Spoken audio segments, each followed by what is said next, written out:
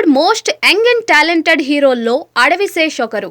Career ప్రారంభంలో star హీరోల సినిమాల్లో చిన్న పాత్రలు చేసిన ఈ హ్యాండ్సమ్ హీరో ఆ తర్వాత ఫుల్ యాక్టర్గా మారారు.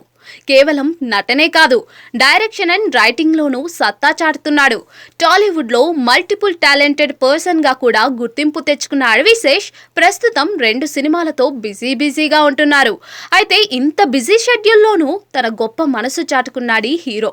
తద్వారా రియల్ హీరో అనిపించుకున్నాడు. వివరాల్లోకెళితే, కీర్తి అనే చిన్నారి క్యాన్సర్ మహమ్మారితో పోరాడుతోంది.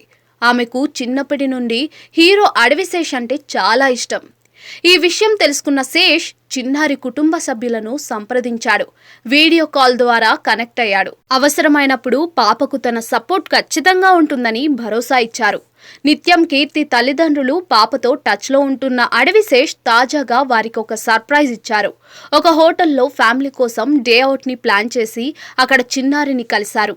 రోజంతా తనతో గడిపారు. పాప ఫోటోలు చూసి మురిసిపోయారు. తనతో కలిసి సరదాగా ముచ్చట్లు చెప్పారు. కలిసి ఆడారు, పాడారు.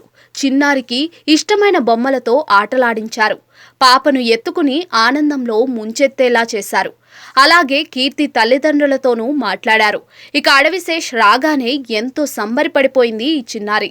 తనకు క్యాన్సర్ ఉందన్న విషయాన్ని సైతం మర్చిపోయి సంతోషంగా గడిపింది. ఇందుకు సంబంధించిన వీడియో ప్రస్తుతం సామాజిక మాధ్యమాల్లో తెగ వైరల్ అవుతోంది.